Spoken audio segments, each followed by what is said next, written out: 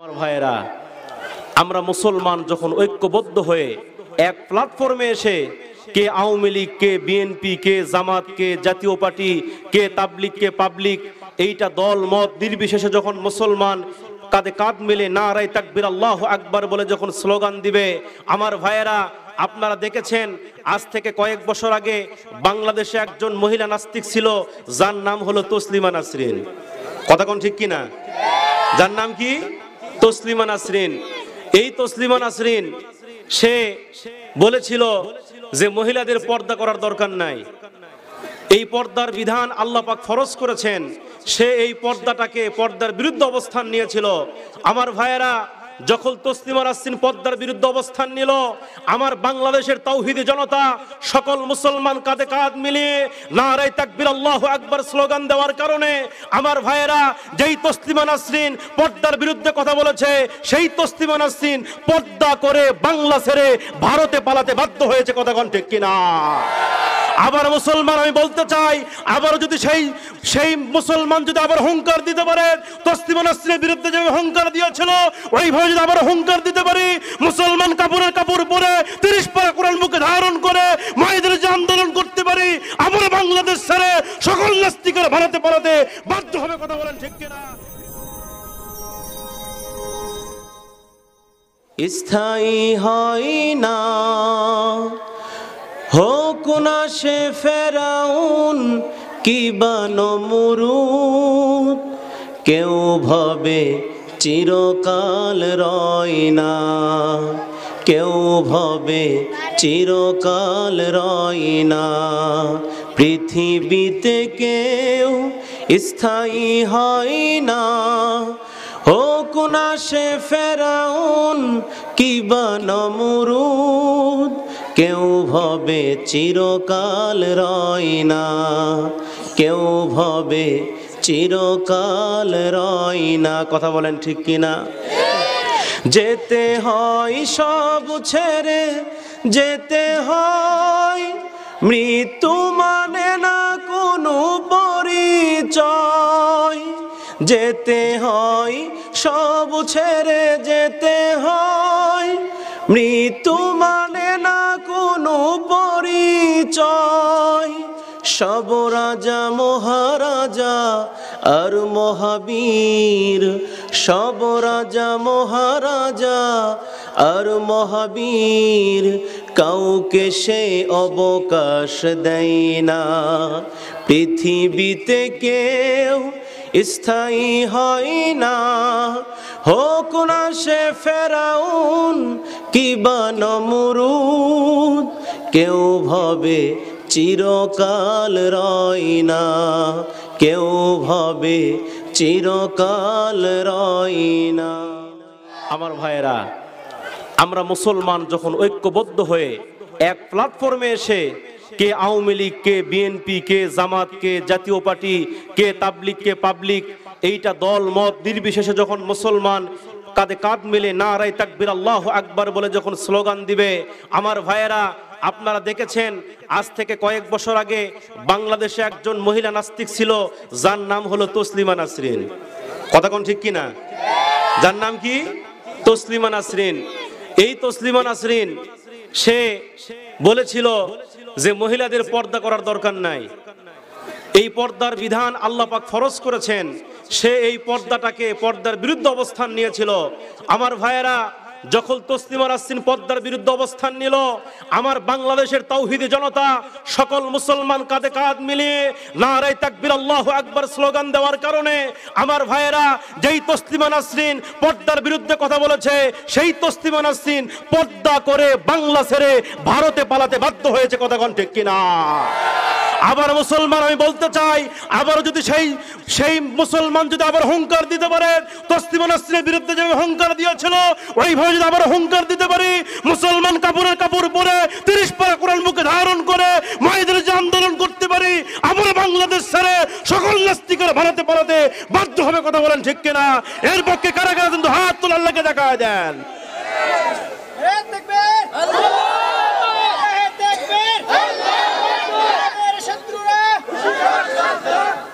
আমার ভাইয়ের, আসুন আমরা সকলে আজকে কিছু ওয়াজ হবে প্যান্ডেলে আর কিছু ওয়াজ হবে অ্যাঙ্গেলে, কথা কোন ঠিক কিনা? কারণ পরিবেশ খারাপ ভাই, কথা বুঝে শুনে বলতে হয়। কারণ প্রত্যেকটা মাহফিলে সভাপতি স্লিপ দেয়, কথা কোন ঠিক কিনা? বলে হুজুর দেখে শুনে ওয়াজ করবেন। আচ্ছা বলেন তো, আপনারা তো মাথার চুল যখন বড় হয় এই চুল কোথায় আপনারা কাটতে যান? সেলুনে, নাপিতের কাছে। আচ্ছা আপনারা বলেন তো, কোনোদিন কি আপনারা নাপিতকে বলছেন যে ভাই আমার চুলটা কাটতেছেন ঠিক আছে কিন্তু কানজান কাটেন না, এই কথা কি বলছেন? কারণ আপনাকে বলার দরকার হয় না, কারণ ওই সেলুনওয়ালা নাপিত ভালো করেই জানে চুল কেমনে কাটতে হয়, কথা কোন ঠিক কিনা? আর বক্তা যারা হইছি, আমরা যারা বক্তা, আমাদের শিখে দেওয়া লাগবে না কেমনে ওয়াজ করা লাগে, কথা কোন ঠিক কিনা? ওয়াজ আমরা জানি। আমার ভাইয়েরা আসুন এই কোরআন থেকে একটু আলোচনা শুনবো। আজকে দুনিয়াতে অনেক কিচ্ছা কাহিনী চলতেছে, যেহেতু তাফসির মাহফিল নাম দিয়েছেন, কিছু তাফসির হোক, এটা আপনারা চান? সবাই চান তো? কারা কারা চান হাত তুলে দেখান তো একটু। লিল্লাহে তাকবীর, লিল্লাহে তাকবীর, হাত নামান। কারা কারা তাফসির চান না তারা তো এবার হাত তোলেন তো। আলহামদুলিল্লাহ, সবাই তাফসির চান, আলহামদুলিল্লাহ বলেন। আসুন, যেহেতু আমরা কোরআন থেকে আলোচনা শুনবো, সেহেতু এবার কোরআনের পরিচয় আমরা একটু জেনে নেই। এখন আসুন এই কোরআনকে একটু প্রশ্ন করেন, কোরআন তুমি এই দুনিয়াতে কেন নাজিল হয়েছ? এই দুনিয়াতে তুমি কেন এসেছো? আমার ভাইয়েরা খেয়াল করবেন, আল্লাহর কোরআনকে যদি আপনি প্রশ্ন করেন, কোরআন এই পৃথিবীতে তুমি কেন নাজিল হয়েছ, এই পৃথিবীতে তুমি কেন এসেছো, এই প্রশ্ন যখন আপনি আল্লাহর কোরআনকে করবেন, আল্লাহর কোরআন সঙ্গে সঙ্গে জবাব দিয়ে দেয়, কিতাবুন আনজালনাহু ইলাইকা লিতুখরিজান নাসা মিনাল যুলুমাতি ইলান নূর।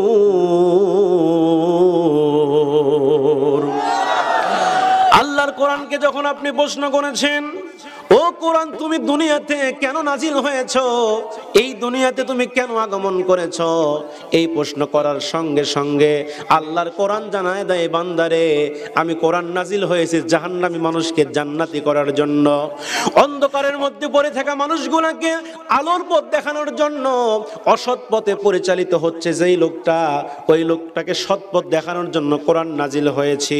আমার ভাইয়েরা এবার আসুন কোরআনকে আপনি 2 নাম্বার প্রশ্ন করেন, কোরআন বুঝলাম তুমি ভালো হওয়ার জন্য এসেছো, এবার তুমি জানায় দাও এই পৃথিবীতে তুমি কোন মাসে নাজিল হয়েছ। এই প্রশ্ন যখন আপনি আল্লাহর কোরআনকে করবেন, আল্লাহর কোরআন সঙ্গে সঙ্গে জবাব দিয়ে দেয়, বান্দারে শোনো, শাহরু রমাদানাল্লাযী উনজিলা ফীহিল কুরআন।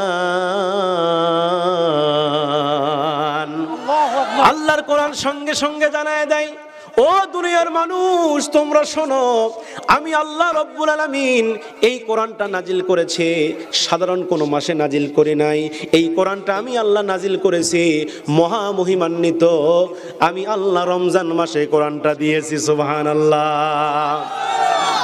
এবার আসেন কোরআনকে 3 নাম্বার প্রশ্ন করে, কোরআন বুঝলাম তুমি রমজান মাসে নাজিল হয়েছো, এবার তুমি জানায় দাও তুমি এই দুনিয়াতে কাদের জন্য নাজিল হয়েছো, তুমি কি আওয়ামী লীগের কিতাব, তুমি কি বিএনপির কিতাব, নাকি জামাত ইসলামের কিতাব, নাকি এরশাদ চাচার পার্টির কিতাব? ও কোরআন তুমি বলো দেখি এই পৃথিবীতে তুমি কাদের জন্য নাজিল হয়েছো। এই প্রশ্ন যখন আপনি কোরআনকে করবেন, আল্লাহর কোরআন সঙ্গে সঙ্গে জবাব দেয়, বান্দারে শুনে নাও, হুদাল লিন্নাসি ওয়া বাইয়িনাতিম মিনাল হুদা ওয়াল ফুরকান। জোরে বলেন আল্লাহু আকবার। আল্লাহর কোরআন সঙ্গে সঙ্গে জানায় দেয়, ও দুনিয়ার মানুষ রে, আমি দুনিয়াতে আওয়ামী লীগ বুঝি না, বিএনপি বুঝি না, জামাত ইসলাম বুঝি না, তাবলীগ বুঝি না, চরমোনাই বুঝি না, এক কথায় এই পৃথিবীতে যারা মানব রূপে জন্ম নিয়েছে, যারা পৃথিবীতে মানুষ, এই সকল মানুষের জন্য আমি কোরআন দুনিয়াতে নাজিল হয়েছি। তাহলে এই কিতাব কাদের জন্য? সবার জন্য, ঠিক কিনা? এই কিতাব আওয়ামী লীগরা পড়বে, এই কিতাব বিএনপিরা পড়বে, এই কিতাব জামাত ইসলাম পড়বে, এই কিতাব চরমোনাই পড়বে, ফুরফুরা পড়বে, এক কথায় দুনিয়াতে যারা মানুষ সবার জন্য এই কোরআন, কথা কোন ঠিক কিনা? কিন্তু একদল লোকেরা বলতেছে না না, এই কোরআনটা আমাদের জন্য নয়, কোরআনটা খালি হুজুরের জন্য। কথা কোন ঠিক কিনা? এ ভাই, কোরআন কি হুজুরের জন্য? এটা মোল্লার জন্য আসে নাই। হুদাল্লিন নাস, নাস মানে সমগ্র মানব জাতির জন্য, সমস্ত মানবের এই কিতাব। এই কিতাব যারাই পড়বে, এই কিতাব অনুসরণ যারাই করবে, এদের কোনো ভয় থাকবে না, কোনো চিন্তাও থাকবে না। সুবহানাল্লাহ কোন। লা খাউফুন আলাইহিম ওয়ালা হুম ইয়াহজানুন। সুবহানাল্লাহ কোন। আল্লাহ বলে যারা এই কোরআন মানবে এদের কোনো ভয় নাই, এদের কোনো চিন্তাও ভয় করে না। এজন্য আমরা ভয় করি একমাত্র কাকে? দুনিয়ার নেতাকে আমরা ভয় পারি না। কথা বল ঠিক কিনা? আমরা একমাত্র আল্লাহকে ভয় করি। আল্লাহ ছাড়া দুনিয়ার কোন মানুষকে আমরা ভয় করি না। কথা কোন ঠিক কিনা? কারণ ভয় করতে হবে একমাত্র আমার আল্লাহকে। যারা আল্লাহকে ভয় করবে তারা কাল্লা দিবে, তবুও তারা আল্লাহ দিবে না। কথা কোন ঠিক কিনা? এজন্য আমার ভাইয়েরা, সাহাবীরাও আল্লাহকে ভয় করেছেন। সাহাবীরা বাতিলের কাছে মাথা নত করে নাই। করছে নাকি? করেছে? মাথা নত করে নাই। বাতিলদের বিরুদ্ধে অবস্থান করে প্রয়োজনে জিহাদ করেছেন। জিহাদ করে আল্লাহর জমিনে আল্লাহর দ্বীনকে কায়েম করেছেন। কথা কোন ঠিক কিনা? এজন্য আমার ভাইয়েরা, প্রয়োজনে আমরা জিহাদ করব, প্রয়োজন নিজের তার রক্ত ইসলামের জন্য দিব, তবু আমরা ইসলামকে প্রতিষ্ঠা করার জন্য ওয়াদাবদ্ধ হবে। কথা কোন ঠিক কিনা? ভয় করি না আমরা কাউকে। আসুক না যত বাধা, যত ঝড় সাইক্লোন, রাসূলের পথে মোরা চলবই। এ জীবন বাজি রেখে দিনের নিশান মোরা বাংলার আকাশে উড়াবই। ঠিক কিনা বলেন? করেন। আসুক না যত বাধা, যত ঝড় সাইক্লোন, রাসূলের পথে মোরা চলবই। এ জীবন বাজি রেখে দিনের নিশান মোরা বাংলার আকাশে উড়াবই। মোরা বাতিলের মুখোমুখি দাঁড়িয়ে, মোরা কামানের মুখোমুখি দাঁড়িয়ে আল্লাহু আকবার বলবই। আসুক না যত বাধা, যত ঝড় সাইক্লোন, রাসূলের পথে মোরা চলবই। এ জীবন বাজি রেখে দিনের নিশান মোরা বাংলা আকাশে উড়াবই। ঠিক কিনা বলেন? আমার ভাইয়েরা খেয়াল করে শুনবেন, আল্লাহর কোরআনকে যখন আপনি প্রশ্ন করেছেন, কোরআন তুমি এই পৃথিবীতে কাদের জন্য নাজিল হয়েছ? আল্লাহর কোরআন বলল, বান্দারে আমি কোরআন দুনিয়ার সব মানুষের জন্য নাজিল হয়েছি। এবার আসেন কোরআনকে প্রশ্ন করেন, কোরআন তুমি তো রমজান মাসে নাজিল হয়েছ, এবার তুমি জানায় দাও তুমি দিনের বেলা নাজিল হয়েছো নাকি রাতের বেলা নাজিল হয়েছো? আপনারা কি জানতে চান এই কোরআনটা নাজিল হয়েছে দিনের বেলা নাকি রাতের বেলা? এই প্রশ্ন যখন আল্লাহর কোরআন কি করবেন, আল্লাহর কোরআন সঙ্গে সঙ্গে জানায় দেয়, বান্দারে শোনো, ইন্না আনজালনাহু ফি লাইলাতিল কদর। আল্লাহু আকবার। আল্লাহর কোরআন জানায় দেয়, বান্দারে আমি এই পৃথিবীতে মহিমান্বিত একটা রাত্রি বেলায় আমি রজনীতে নাজিল হয়েছি। এবার আসুন কোরআনকে শেষ প্রশ্ন করেন, কোরআন বুঝলাম তুমি রাতের বেলা নাজিল হয়েছো, এবার তুমি বলো তোমার বাড়ি কোথায়? কোরআন তোমার বাড়ি কোথায়? কোন জায়গা থেকে আসলে এই দুনিয়াতে? আমার আপনার বাড়ির ঠিকানা আছে না নাই? আপনার বাড়ি গাইবান্ধা, আমার বাড়ি বগুড়া, তো কোরআনেরও তো একটা বাড়ি আছে না নাই? আছে, জানেন না? আমার ভাইয়েরা, এই কোরআনকে প্রশ্ন করেন, কোরআন তোমার বাড়ি কোথায়? তুমি কোন জায়গা থেকে দুনিয়াতে আসলে? তুমি কোন জায়গায় ছিলে? আমার ভাইয়েরা, এই প্রশ্ন যখন আপনি আল্লাহর কোরআনকে করবেন, আল্লাহর কোরআন সঙ্গে সঙ্গে জবাব দেয়, বাল হুয়া কুরআনুম মাজিদুন ফি লাউহিম মাহফুজ। আল্লাহর কোরআন জানায় দেয়, বান্দারে তোমার বাড়ির ঠিকানা আছে, তোমার বাড়ির ঠিকানা আছে, আমার বাড়ির ঠিকানা হলো, আমার বাড়ি হলো লাউহে মাহফুজে। সুবহানাল্লাহ। আমার ভাইরা, ইসলামটা কত সুন্দর। ইসলামে এমন কোনো বিষয় নাই যেটা ইসলামে আল্লাহ দেয় না। সুবহানাল্লাহ কোন। আপনার ব্যক্তিগত জীবন থেকে রাষ্ট্রীয় জীবন পর্যন্ত কোথায় কি দরকার কোরআনের সব আছে না নাই? আছে না নাই? কোরআনের সব আল্লাহ দিয়েছেন। কারণ আল্লাহ পাক বলেছেন, মা ফাররাতনা ফিল কিতাবি মিন শাই, আমি এমন একটা কিতাব দিয়েছি যার মধ্যে প্রত্যেক বিষয় আমি আল্লাহ পাক কোট করে দিয়েছি। সুবহানাল্লাহ। ইমামে আজম আবু হানিফা নাম শুনেছেন? আমরা যার মাযহাব ফলো করি, এই পৃথিবীতে 4টা মাযহাব আছে, নাই? কয়টা মাযহাব? 4টে। জোরে বলেন কয়টা? 4টা মাযহাব রয়েছে, হানাফি, শাফি, মালিকি আর হাম্বলি। আমরা হলাম হানাফি মাযহাবের অনুসারী। তো এই হানাফি মাযহাবের যিনি প্রতিষ্ঠাতা, যিনি ইমাম, তার নাম ছিল নু'মান ইবনে সাবিত। জোরে বলেন নাম কি? নু'মান ইবনে সাবিত। তো পরবর্তীতে তার নাম হলো আবু হানিফা। আবু হানিফা রাখা হলো কেন? আবু হানিফা রাহমাতুল্লাহ আলাইহি, তেনার একটা মেয়ে ছিল, নাম ছিল আবু হানিফা। কি নাম ছিল? হানিফা। এই আবু হানিফা যখন মারা গেল, তার মেয়ে ছিল হানিফা। এই হানিফা যখন অকালে মারা গেল, তখন তিনি ভেঙ্গে পড়লেন, খুব কষ্ট পেলেন। আহারে, আমার কলিজার টুকরা সন্তান মারা গেছে। খুব কষ্ট পেতেন, দুঃখ পেতেন। তো তেনার কষ্ট দেখে, তার দুঃখ দেখে তার অনুসারীরা বলল যে হুজুর, আপনার মেয়ে মরে নাই, আজ থেকে আপনার নাম আবু হানিফা, মানে হানিফার পিতা। সুবহানাল্লাহ। আজ থেকে আপনার নাম কি? আবু হানিফা। তো এই আবু হানিফা রাহমাতুল্লাহি আলাইহি, এনার বয়স ছিল মাত্র 16 বছর। জোরে বলেন কত বছর? 16 বছর। তৎকালীন সময়ে একজন জালিম বাদশা ছিল। এই জালিম বাদশা তিনি তার রাজদরবারে ঘোষণা করে দিলেন, আগামীকাল সকাল 10টার সময় আমার এই কওমের ভিতরে, আমার এই দেশের ভিতরে, আমার এই এলাকার ভিতরে যত আলিম আছে, যত উলামায়ে কেরাম আছেন, সকলকে তোমরা এই আগামীকাল 10টার মধ্যে আমার এই রাজ সিংহাসনে হাজির করবা। এলাকার মধ্যে ঘোষণা দিয়ে দেওয়া হলো যে আগামীকাল আমাদের বাদশার দরবারে হাজির হতে হবে সকাল 10টার ভিতরে। সমস্ত উলামায়ে কেরাম আগামীকাল সকাল 10টার ভিতরে রাজার রাজ সিংহাসনে, রাজার যে বৈঠকখানা ছিল, যে দরবার ছিল, সেখানে সমস্ত আলিম ওলামা হাজির হলো। আল্লাহু আকবার কোন। এবার বাদশা সিংহাসনে বসলেন। সিংহাসনে বসে এবার বাদশা সমস্ত আলিমদেরকে লক্ষ্য করে বলতেছে, ও আমার কওমের আলিমরা, আমি বাদশা এই মুহূর্তে তোমাদের কাছ থেকে 3টা প্রশ্নের উত্তর চাই। জোরে বলেন কয়টা? আরো জোরে। জোর হলো না, জোরে বলেন। 3টা। সমস্ত উলামায়ে কেরাম বললেন, ঠিক আছে বাদশা, যেহেতু আপনি আমাদের এলাকার বাদশা, আপনি করেন 3টা প্রশ্ন, আমরা উত্তর দিব। এবার বাদশা বলল, তোমাদের কাছে আমার 1 নম্বর প্রশ্ন হলো, তোমরা বলো এই মুহূর্তে আল্লাহ তাআলা কি করতেছে? কি প্রশ্ন করছে?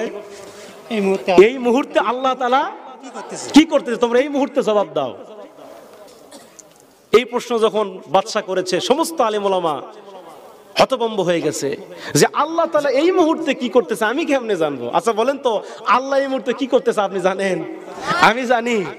সমস্ত আলেম ওলামা হতভম্ব হয়ে গেলেন। এত কঠিন প্রশ্নের উত্তর তো আমরা দিতে পারবো না। তার টেনশনের মধ্যে পড়ে গেলেন। এবার বাদশা বললেন, আমার 2 নম্বর প্রশ্ন, তোমরা বলো এই মুহূর্তে আল্লাহ পাক কোন দিকে তাকিয়ে আছেন? এই মুহূর্তে আল্লাহ তাআলা কোন দিকে তাকিয়ে আছেন বলো। উত্তরগুলা, প্রশ্নগুলো খুব কঠিন ভেবে আলেম ওলামা হতভম্ব হয়ে গেলেন। এবার বাদশা বললেন, আমার 3 নম্বর প্রশ্ন হচ্ছে, তোমরা বলো আল্লাহর পূর্বে কে ছিল?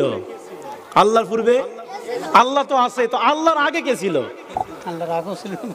প্রশ্নগুলো কি সহজ না কঠিন? কঠিন। আপনারা কি উত্তর দিতে পারবেন? উত্তর শোনার দরকার আছে? আছে, আছে। দামি কথা ভাই। 3টা প্রশ্নই কঠিন। আল্লাহ তাআলা বর্তমানে কি করতেছে, আল্লাহ পাক এই মুহূর্তে কোন দিকে তাকিয়ে আছে, আর 3 নম্বর প্রশ্ন হচ্ছে আল্লাহর পূর্বে কে ছিল। এই 3টা প্রশ্ন করলেন বাদশা। আলেম ওলামা তারা অনেক চিন্তা করলেন, কিন্তু কোনো উত্তর তাদের মস্তিষ্কের মধ্যে ঢুকলো না। তারা কাল্লাটা নিচু করে দাঁড়িয়ে থাকলেন, কেউ কোনো জবাব দিতে পারতেছে না। বাদশা বললেন, যদি উত্তর দিতে পারো তাহলে তোমাদেরকে ছেড়ে দেওয়া হবে, আর যদি উত্তর দিতে না পারো তোমাদেরকে আমার এই জেলের মধ্যে বন্দী করা হবে। সম্মানিত হাজিরিন, খেয়াল করবেন, সমস্ত আলিম ওলামা যখন চিন্তার মধ্যে পড়ে গেছে, এত কঠিন প্রশ্নের উত্তর আমরা কেমনে দিব, আমরা তো বুঝতে পারতেছি না। সমস্ত আলিম যেখানে ব্যর্থ হয়ে গেল, ওই মজলিসে আবু হানিফা রাহমাতুল্লাহি আলাইহি, তার বয়স ছিল মাত্র 16 বছর। তিনি ওই মজলিসে ছিলেন। আবু হানিফা লাভ দিয়ে দাঁড়ায় বলতেছে, বাদশাহ আপনি যদি অনুমতি দেন আপনার এই 3টা প্রশ্নের উত্তর আমি এই মুহূর্তে দিতে চাই। সুবহানাল্লাহ বলে। মাত্র 16 বছরের কিশোর ছেলে, আল্লাহ পাক তার মধ্যে কি জ্ঞান দান করেছেন। সে বলতেছে যদি আপনি অনুমতি দেন আমি আপনার উত্তর দিয়ে দেব। আমার ভাইয়েরা খেয়াল করে শুনবেন, আবু হানিফা রাহমাতুল্লাহি আলাইহি তিনি কেমন জ্ঞানী ছিলেন। তিনার জ্ঞান এত বিশাল ছিল যে তার জ্ঞানের পরীক্ষা করা হয়েছে, তারপর আল্লাহকে বিশ্বাস করি না এরকম নাস্তিক সমাজে আছে না নাই? আবু হানিফা বললেন আল্লাহ একজন আছে। নাস্তিক বললেন আমি মানি না। আল্লাহ একজন আছে এটা আমি মানি না। মানুষ এমনি এমনি সৃষ্টি হয়েছে, আবার মানুষ এমনি এমনি মারা যাবে, মানুষের কোনো বিচার হবে না। আবু হানিফা বললেন নাস্তিক রে, তাহলে আমি তোমার সঙ্গে বাহাস করব, তোমার সঙ্গে তর্ক করব, তুমি কোন দিন ডেট দিবা বলো। নাস্তিক বললেন আবু হানিফা আগামী শুক্রবার জুমার নামাজের পরে আপনার সঙ্গে আমার বাহাস হবে। আপনি প্রমাণ করবেন আল্লাহ একজন আছে, আর আমি প্রমাণ করব আল্লাহ বলতে পৃথিবীতে কেউ নাই। এবার আবু হানিফা জুমার নামাজ পড়লেন। নাস্তিক এইদিকে বিশাল মঞ্চ তৈরি করেছে, স্টেজ করেছে, প্যান্ডেল করেছে, হাজার হাজার জনতা তাদের এই বাহাস দেখার জন্য আসছে। নাস্তিক বসে আছে স্টেজে, কিন্তু আবু হানিফার কোনো খবর নাই। অনেকক্ষণ চিন্তা করতেছে, মনে হয় আবু হানিফার আসবে না। আবু হানিফা ভয় পাইছে। আমার ভাইরা, মুসলমান কি ভয় পাওয়ার জাতি নাকি? চলে বলে ভয় পাওয়ার জাতি। মুসলমান ভয় পাওয়ার জাতি নয়। আবু হানিফা রাহমাতুল্লাহি আলাইহি নির্দিষ্ট টাইমে না আসে 2-3 ঘন্টা পরে আসলেন। স্টেজে উঠেই আবু হানিফা বললেন আসসালামু আলাইকুম। নাস্তিক বলতেছে ওয়ালাইকুম আসসালাম। আবু হানিফা আমি তোমার সঙ্গে আজকে কোনো বাহাস করব না, কারণ তোমার তো সময়ের কোনো জ্ঞান নাই। আবু হানিফা বলতেছে ভাই তুমি আমার সঙ্গে বাহাস করো আর না করো, আমি যে দেরি করে আসলাম এর কারণটা তো আগে শোনো। বলতেছে বলো কেন দেরি করে আসলা?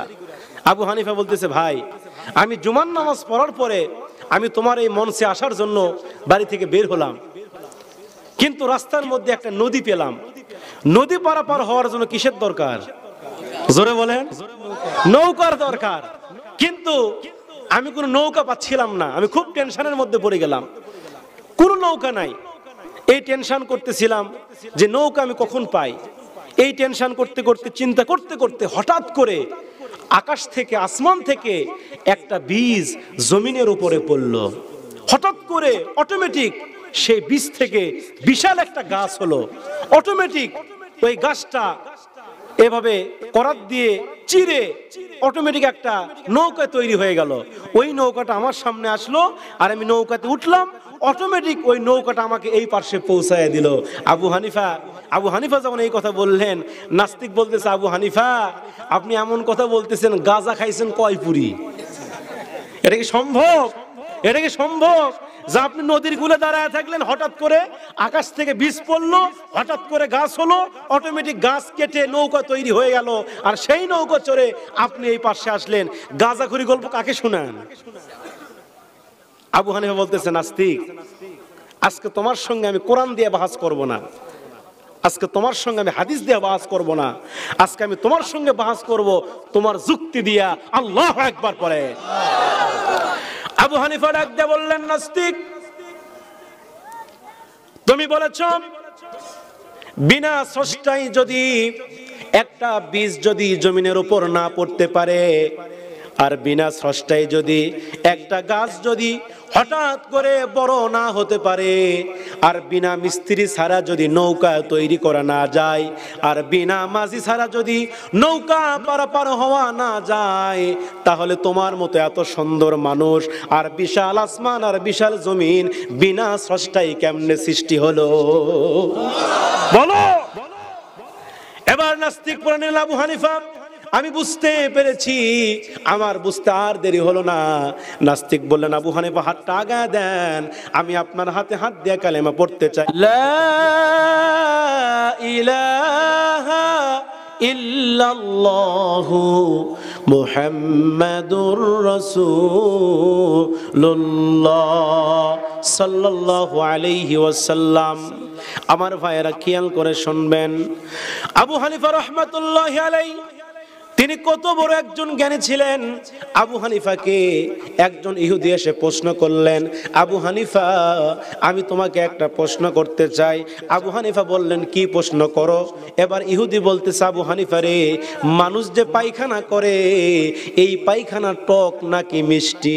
আল্লাহু আকবার গণ। আবু হানিফাকে এমন প্রশ্ন করেছে তাকে ঠকানোর জন্য। আবু হানিফাকে ইহুদি প্রশ্ন করলো, বলতেছে, আবু হানিফা রে, মানুষ যে পায়খানা করে এই পায়খানা টক নাকি মিষ্টি? এই প্রশ্ন যখন করেছে, আবু হানিফা রাহমাতুল্লাহ আলাইহি একটু চিন্তা করলেন। চিন্তা করার পরে বলতেছে, মানুষের পায়খানা টক আবার মিষ্টি দুটাই। সুবহানাল্লাহ কোন। এবার ইহুদি বলতেছে, আবু হানিফা মানুষের পায়খানা টক কেমনে হলো, মিষ্টি কেমনে হলো জানতে চাই, দলিল দেন। আন্দাজে গেলে হবে নাকি? এই আন্দাজে গেলে হবে? দলিল দেওয়া লাগবে। মিষ্টি হলো কেমনে আর টক হলো কেমনে? খাইছেন নাই কখনো? আমার ভাইয়েরা, এই প্রশ্ন যখন করেছে আবু হানিফা রাহমাতুল্লাহ আলাইহি, তিনি ডাক দিয়ে বললেন, ইহুদি রে, যখন মানুষ পায়খানা করে ওই পায়খানার উপর মাছি পড়ে কিনা? জোরে বলেন, পড়ে কিনা? আর মাছির ধর্ম হলো মিষ্টি জিনিসের উপর বসা। তাহলে মানুষ যখন পায়খানা করে তা মিষ্টি থাকে, আবার যখন পায়খানা শুকিয়ে যায় সেখানে কোনো মাছি থাকে, তাহলে পায়খানা তখন কি হয়ে যায়? টক হয়ে যায়। আল্লাহু আকবার কোন। এত জ্ঞান আল্লাহ তাকে দান করেছেন। এজন্য আমার ভাইরা, আল্লাহ পাক যাদেরকে কোরআনের জ্ঞান দিয়েছেন, এই গোটা পৃথিবী যদি একদিকে দেওয়া হয় আর একজন আলেমকে একদিকে দেওয়া হয়, একজন আলেমের এলেমই ভারী হয়ে যাবে। কথা কোন ঠিক কিনা? এজন্য আমার ভাইয়েরা, আল্লাহ নবীজিও ছিলেন অত্যন্ত জ্ঞানী একজন মানুষ। আমার নবীজিকে আবু জেহেল প্রশ্ন করেছিল, বলেছিল যে, মুহাম্মদ আকাশের যে চন্দ্র দেখতেছো, চাঁদ দেখতেছো, এই চাঁদটা দ্বিখণ্ডিত করে ফেলো। আমার ভাইয়ের, আল্লাহ নবী যখন নবুয়ত পেলেন, নবুয়ত পাওয়ার পরে কালেমার দাওয়াত দিলেন। সুবহানাল্লাহ কোন। মক্কার মানুষদেরকে আল্লাহর দিকে ডাকলেন। আল্লাহ নবী কালেমার দাওয়াত দেওয়ার সঙ্গে সঙ্গে মক্কার কিছু কাফের নেতারা নবীর বিরুদ্ধে কথা বলা শুরু করলো। এমনকি আবু জেহেল বিদেশ গেলেন। বিদেশ গিয়া একজন বিদেশি মেহমানকে ভাড়া করলেন যে, মুহাম্মাদের বিচার করতে হবে, আপনি আমার দেশে আসেন। আমার ভাইয়েরা, বিদেশি মেহমানের নাম ছিল হাবিব বিন মালিক। জোরে বলেন নাম কি? জোরে বলেন নাম কি? হাবিব বিন মালিক। তো হাবিব বিন মালিককে বললেন, আপনি আমার দেশে আসেন, এসে মুহাম্মাদের বিচার করবেন। মুহাম্মদ নতুন ধর্ম প্রচার করতেছে। এবার হাবিব বিন মালিক 22,000 সৈন্য নিয়ে তিনি চলে আসলেন নবীজির দেশে। আবু জেহেল এখানে 2টা চেয়ার তৈরি করলেন। জোরে বলেন কয়টা? জোরে বলেন কয়টা? 2টা চেয়ার তৈরি করলেন। একটা চেয়ার হচ্ছে রৌপ্য খচিত, আর একটা চেয়ার হচ্ছে স্বর্ণ খচিত, অর্থাৎ একটা সোনার চেয়ার আর একটা রূপার চেয়ার। আবু জেহেলের সিদ্ধান্ত হলো যে, আমার বিদেশি মেহমান, আমার উস্তাদ, সে বসবে সোনার চেয়ারে, আর আমি আবু জেহেল বসবো রূপার চেয়ারে, আর মুহাম্মদকে দাঁড়ায় দাঁড়ায় অপমান করব। জোরে বলেন নাউজুবিল্লাহ। আর আমার আল্লাহর ষড়যন্ত্র হচ্ছে যে, আমি আমার রসুলকে সোনার চেয়ারে বসায় দিব। সুবহানাল্লাহ। মালিক আসলেন নবীজির বিচার করার জন্য। হাবিব বিন মালিক 22,000 সৈন্য নিয়ে নবীজির দেশে আসলেন। নবীজিকে দাওয়াত করা হলো। আল্লাহর নবী তিনি আসলেন, এসে দেখে আমার ভাইয়েরা, আবু জেহেল রূপার চেয়ারে বসে আছে আর হাবিব বিন মালিক সোনার চেয়ারে বসলেন। আল্লাহর নবী আসলেন তাদের এই মজলিসে। হাবিব বিন মালিক আল্লাহর নবীর চেহারার দিকে তাকায়া 2টা পলক আর ফালাইতে পারলেন না। তিনি দেখতেছে এত সুন্দর চেহারা আমি আর কোনোদিন দেখি নাই। সুবহানাল্লাহ কোন। আল্লাহর নবীর চেহারা এত সুন্দর ছিল। আম্মা জান আয়েশা রাদিয়াল্লাহু তাআলা আনহা বলেছেন যে, ইউসুফ আলাইহিস সালাতু ওয়াস সালামকে দেখার পরে জুলাইখার দাসীরা ইউসুফকে দেখার সঙ্গে সঙ্গে তারা লেবু কাটা বাদ দিয়া হাতের আঙ্গুল কেটেছে। তারা বুঝতে পারে নাই, তারা যদি একটা বার আমার নবীজিকে দেখতো, তারা শুধু হাত নয়, তারা হাত কাটতে কাটতে কলিজা পর্যন্ত কেটে ফেলতো, তবুও তারা বুঝতে পারতো না। সুবহানাল্লাহ। কত সৌন্দর্য আল্লাহ আমার রাসূলকে দিয়েছিলেন। আমার ভাইয়েরা খেয়াল করবেন, আল্লাহর নবী দাঁড়ায় গেলেন। হাবিব বিন মালিক আল্লাহর নবীর দিকে তাকিয়ে থাকলেন। আল্লাহর নবীর দিকে তাকানোর পরে হাবিব বিন মালিক 2টা পলক আর ফালাইতে পারে না। আর মনে মনে চিন্তা করতেছে যে, এত সুন্দর চেহারার অধিকারী, এত সুন্দর চেহারার অধিকারী মানুষ কোনোদিন মিথ্যা কথা বলতে পারে না। আমার ভাইয়েরা, এবার হাবিব বিন মালিক আল্লাহর নবীকে বললেন, মুহাম্মদ, ও মুহাম্মদ বিন আব্দুল্লাহ, ও মুহাম্মদ বিন আব্দুল্লাহ, এখানে তোমার বসার মতো কোনো চেয়ার নাই। দুইটা চেয়ার বানানো হয়েছে, একটা রূপার চেয়ার, একটা স্বর্ণের চেয়ার। মুহাম্মদ বিন আব্দুল্লাহ রে, তুমি আসো, তুমি আমার এই সোনার চেয়ারে বসে যাও। আল্লাহ নবী বললেন আমি বসবো না, কারণ আপনি হলেন মেহমান, আমি এই চেয়ারে বসবো না, আপনি বসেন। আল্লাহ নবী বসবেন না। আল্লাহ নবীকে হাত ধরে জোর করে হাবিব বিন মালিক সোনার চেয়ারে বসায় দিয়েছে। আল্লাহ নবীকে যখন সোনার চেয়ারে বসায় দিয়েছে, আবু জেহেল মনে মনে চিন্তা করতেছে আমি কাকে নিয়ে আসলাম, যাকে নিয়ে আসলাম বিচার করার জন্য, সে তো দেখি মুহাম্মাদের জন্য তার চেয়ারটা ছেড়ে দেয়। আমার ভাইয়েরা খেয়াল করে শুনবেন। এবার আবু জেহেল চিন্তা করলেন, আমার যিনি ওস্তাদ, যিনি আমার বাড়িতে গেস্ট হিসেবে আসছে, যিনি মেহমান হিসেবে আসছে, তাকে আমি কেমনে দাঁড়ায় রাখি। এবার আবু জেহেল বলতেছে হাবিব বিন মালিক, এখানে কোনো চেয়ার না, আপনি তো চেয়ার ছেড়েই দিয়েছেন, আপনি দাঁড়ায় আর থাকবেন না, আপনি আসেন, আপনি আমার রূপার চেয়ারে বসেন। এবার যখন আবু জেহেল রূপার চেয়ারে বসার জন্য বলেছে, সঙ্গে সঙ্গে এবার হাবিব বিন মালিক তিনি রূপার চেয়ারে বসে গেছে, আর আবু জেহেল এবার দাঁড়ায় দাঁড়ায় অপমানিত হচ্ছে। আল্লাহ বলে বান্দারে তুমি শোনো, ওয়া মাকারু ওয়া মাকারাল্লাহ ওয়াল্লাহু খায়রুল মাকিরিন। আল্লাহ বলে তারাও ষড়যন্ত্র করে, কাফেররা ষড়যন্ত্র করে, আমি আল্লাহ কৌশল করি, আমি আল্লাহর কৌশল অত্যন্ত সঠিক। সুবহানাল্লাহ।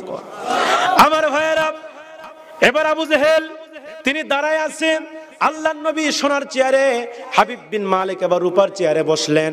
এবার আবু জেহেল এবার বললেন, ও মুহাম্মদ, আমি তোমাকে এই জায়গাতে ডাকছি, তোমাকে কিছু প্রশ্ন করব। আল্লাহ নবী বললেন ঠিক আছে, প্রশ্ন করেন।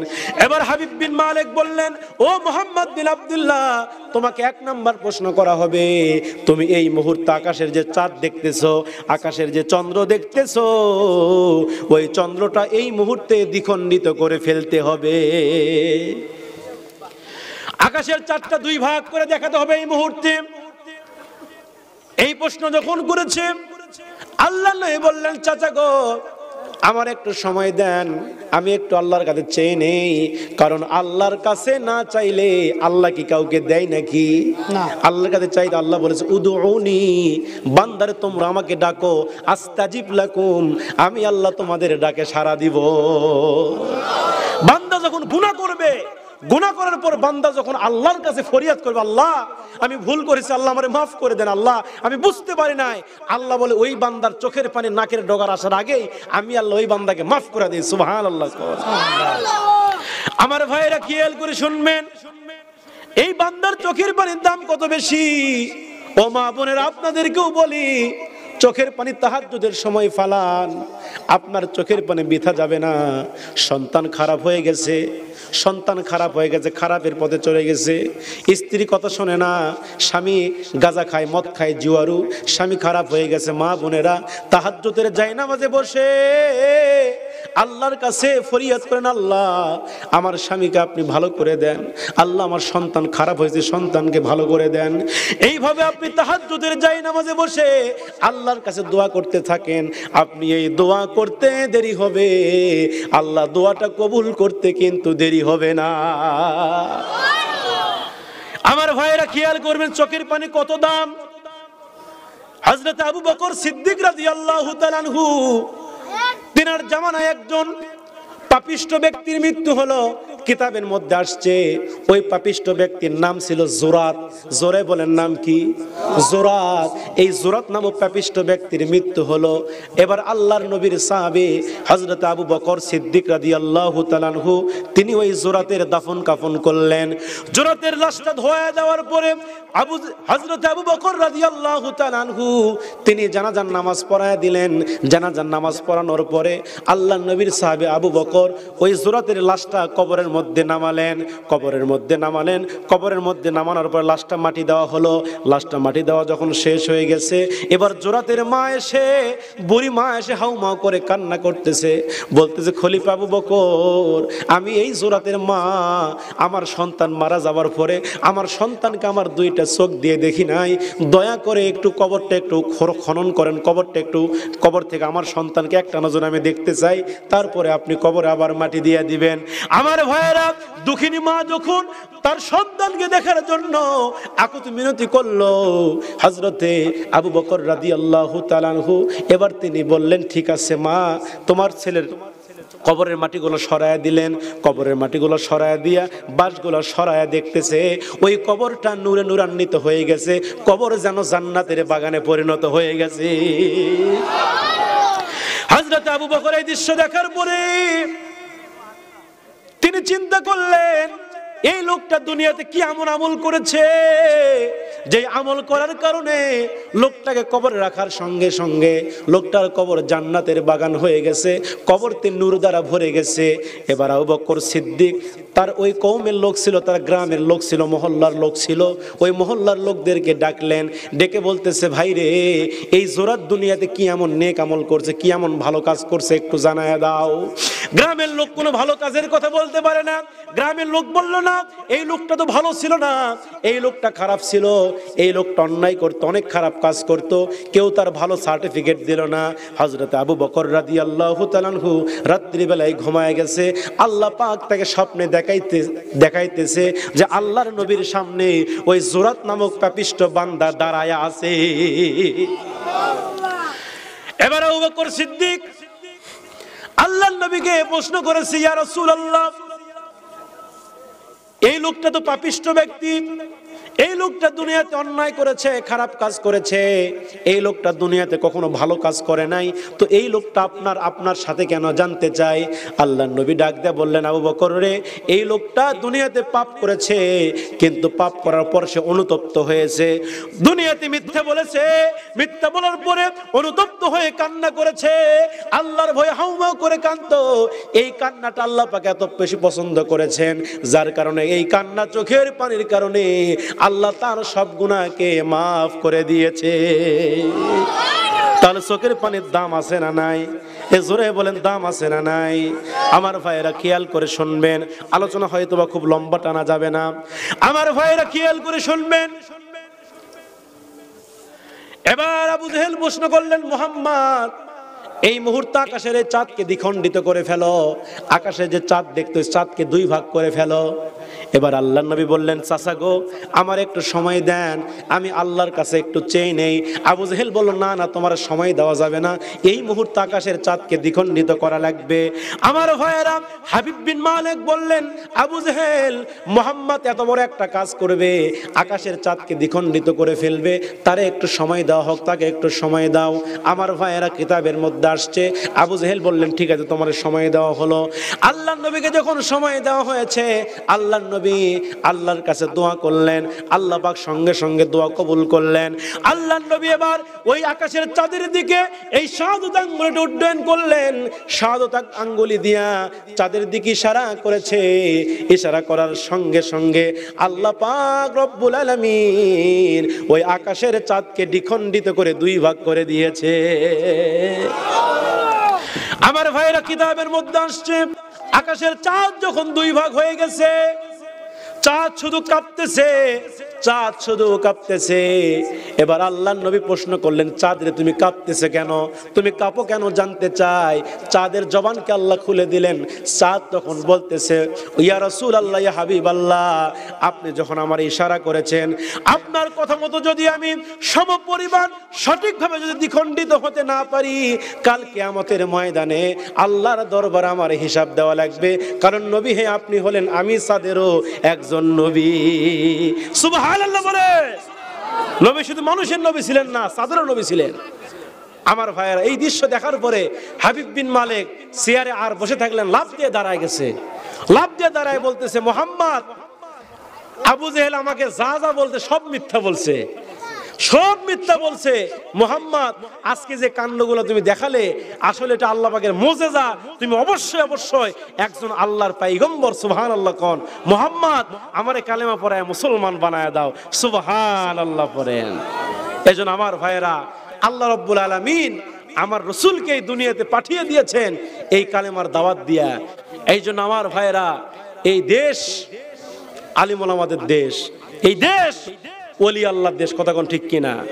এই ওলি আল্লাহর বাংলাদেশ, এই শহীদ গাজীর বাংলাদেশ, কবুল করুন আল্লাহ, রহম করুন আল্লাহ, কবুল করুন আল্লাহ, রহম করুন আল্লাহ। এই ওলি আল্লাহর বাংলাদেশ, এই শহীদ গাজীর বাংলাদেশ, তাদের পথে তাদের মতে কবুল করুন আল্লাহ, কবুল করুন আল্লাহ।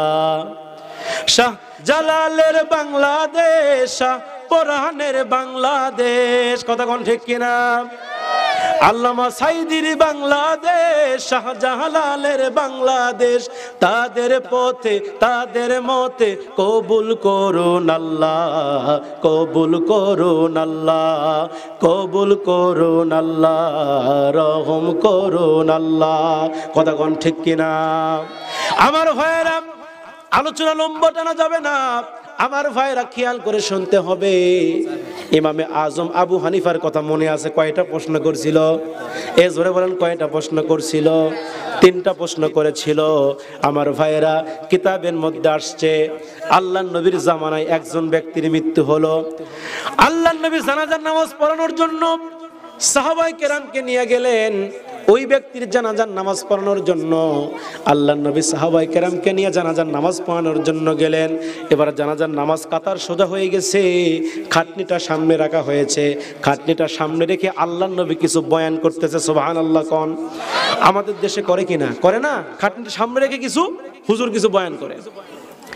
আমার ভাইরা খেয়াল করে শুনবেন, আল্লাহর নবী কিছু বয়ান করতেছে। বয়ান করতে করতে আল্লাহর নবীর একজন সাহাবী হযরত আবু বকর রাদিয়াল্লাহু তাআলা আনহু, তিনি দেখতে পারলেন ওই খাটিয়ার কাপন শুধু নড়াচড়া করতেছে, ওই খাটিয়ার কাপন শুধু নড়াচড়া করতেছে। আল্লাহর নবী বললেন, আল্লাহর নবীর সাহাবী আবু বকর বললেন, ইয়া রাসূলুল্লাহ, জানাজার নামাজ পরে পড়াবেন, আগে দেখেন ওই কাপনের কাপড় শুধু নড়তেছে, কাপনের কাপড় শুধু নড়াচড়া করতেছে। আল্লাহর নবী এবার সেই খাটিয়ার দিকে তাকালেন। আল্লাহর নবী খাটিয়ার দিকে তাকায়া দেখতে পারতেছেন ওই খাটিয়ার কাপন শুধু নড়তেছে। আল্লাহর নবী এবার বলেন, আবু বকর রে, যাও যাও, ওই খাটিয়ার কাপড়টা খুলে ফেলো, ওই মৃত ব্যক্তির লাশটা খুলে ফেলো, দেখো ওর ভিতরে কি আছে, নাকি লোকটা জিন্দা আছে।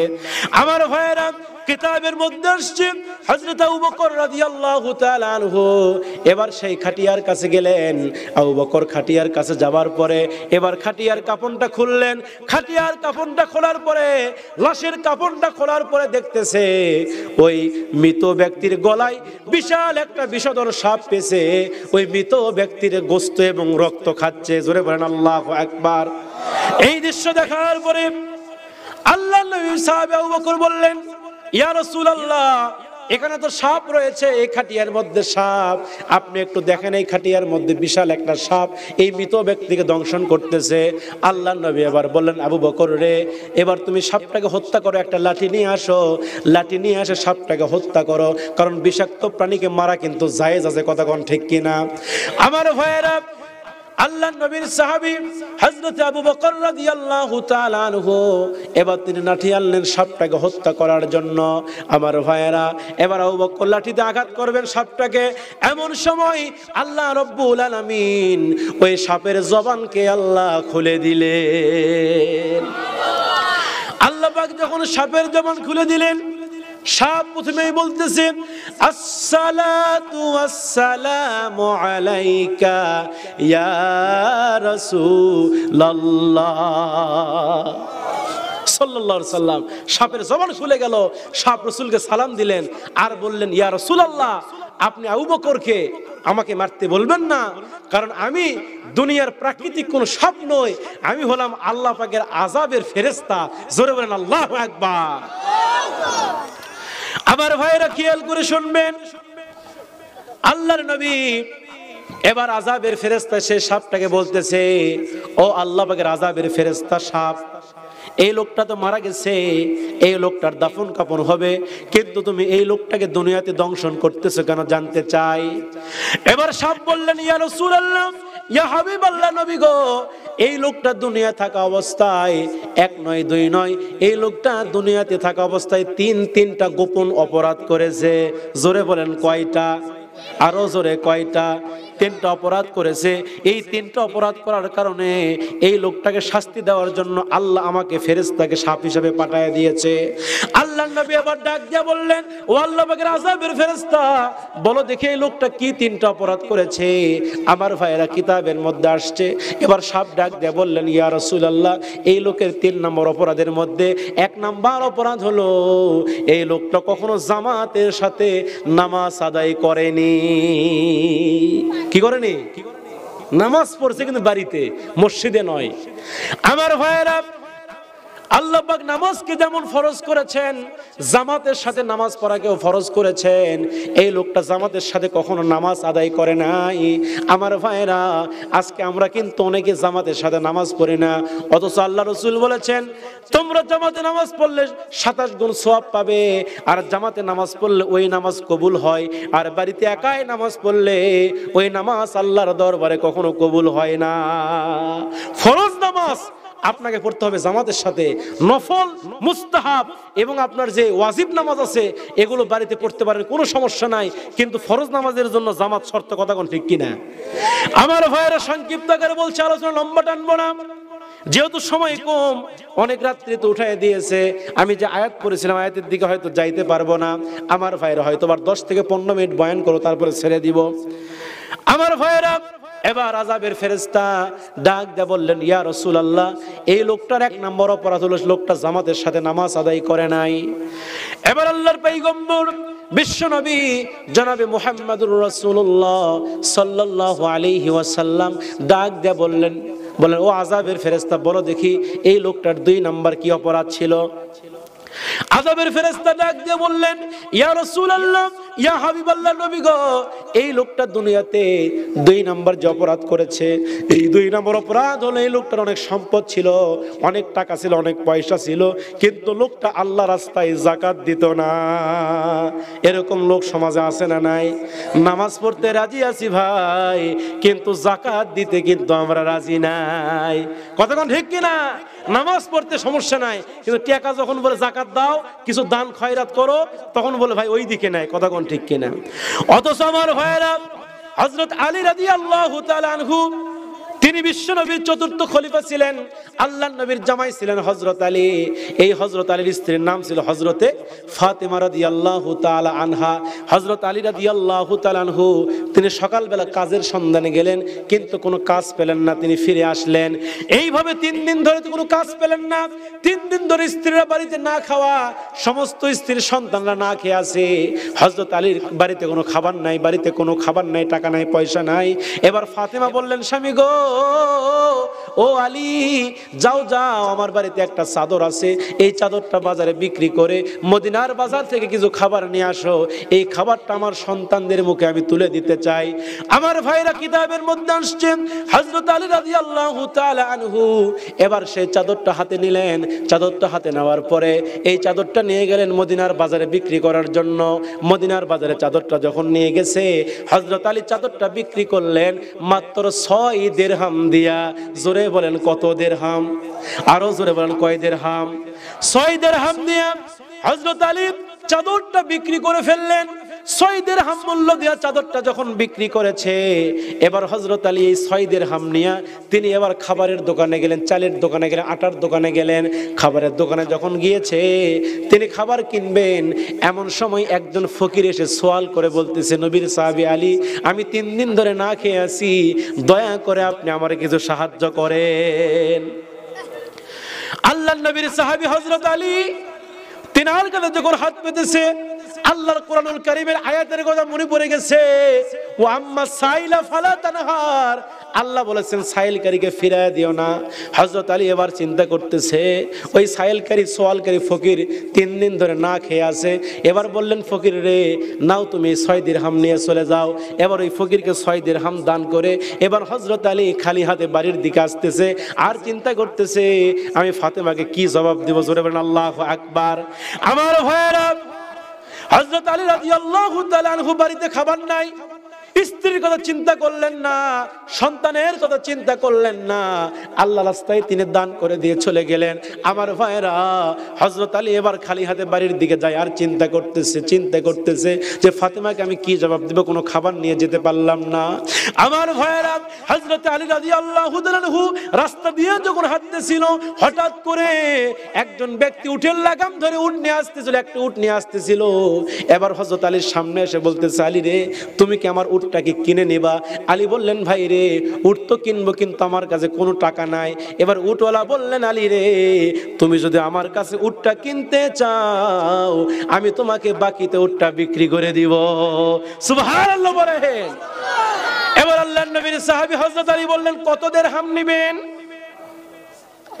এবার লোকটি বলতেছে 100 দিরহাম। জোরে বলে, কত দিরহাম? 100 দিরহাম নিব, পরে টাকা দিও।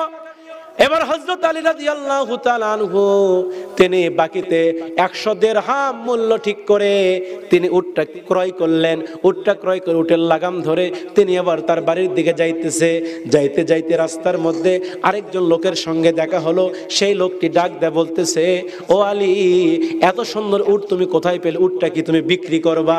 আল্লাহর নবীর সাহাবী হযরত আলী বললেন, উটটা বিক্রি করব, কিন্তু কত দিরহাম দিবেন?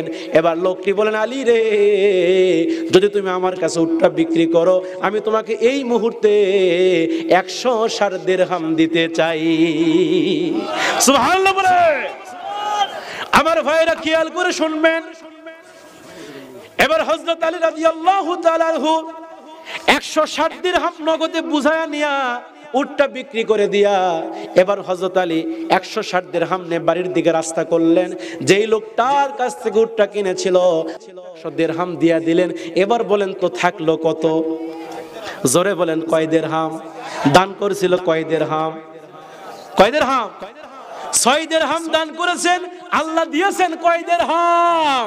তার 1 টাকা দান করলে আল্লাহ দেয় 10, একের বদলে আল্লাহ 10 দিয়ে দেয়। আমার ভাইরা, কিতাবের মধ্যে আসছে হযরত আলী রাদিয়াল্লাহু তাআলা আনহু এবার তিনি 60 দিরহাম নিয়ে বাড়িতে গেলেন। বাড়িতে যাওয়ার পরে ফাতেমাকে ডাক দিয়ে বললেন, ফাতেমা রে এই যে নাও 60 দিরহাম। হযরত ফাতেমা 60 দিরহাম হাতে নিলেন। হাতে নেওয়ার পর বলতে, স্বামী গো এই 60 দিরহাম আপনি কোথায় পেলেন? সামান্য একটা চাদরের দাম কি 60 দিরহাম হয়? হযরত আলী বললেন, ফাতেমা রে তুমি টেনশন করো না, চিন্তা করো না, তুমি কোনো টেনশন করো না। আমি আল্লাহর সঙ্গে একটা ব্যবসা করেছি, সেই ব্যবসাতে আল্লাহ আমারে 60 দিরহাম মুনাফা দিয়েছে। সুবহানাল্লাহ বলে। এই কথা বলতে বলতে আল্লাহর নবী তাদের বাড়িতে আসলেন। আল্লাহর নবী তার বাড়িতে আসলেন। এবার হযরত আলী আল্লাহর নবীকে সমস্ত ঘটনা খুলে বললেন। এবার আল্লাহর নবী ডাক দিয়ে বলেন, আলী রে তুমি যে 6 দিরহাম আল্লাহর রাস্তায় দান করেছো, এই দানটা আল্লাহ পাক এত বেশি পছন্দ করেছেন, এত বেশি কবুল করে নিয়েছেন, যার কারণে যে লোকটা তোমার কাছে উটটি বিক্রি করেছে, এই লোকটা দুনিয়ার কোনো সাধারণ মানুষ ছিলেন না। এই লোকটার নাম হলো হযরতে জিবরাইল। ও আলী তুমি জানো না, যে লোকটা তোমার কাছ থেকে 160 দিরহাম দিয়া উটটা ক্রয় করে নিয়েছে, কিনে নিয়েছে, এই লোকটা দুনিয়ার কোনো সাধারণ মানুষ ছিলেন না। এই লোকটার নাম ছিল হযরতে মিকাইল। আর যেই উটটা বেচা কেনা করা হয়েছে, এই উটটা দুনিয়ার কোনো সাধারণ উট নয়, এটা হলো জান্নাতের একটা উট। আল্লাহু আকবার। তাহলে দান করলে মাল বাড়ে, কথা বল ঠিক।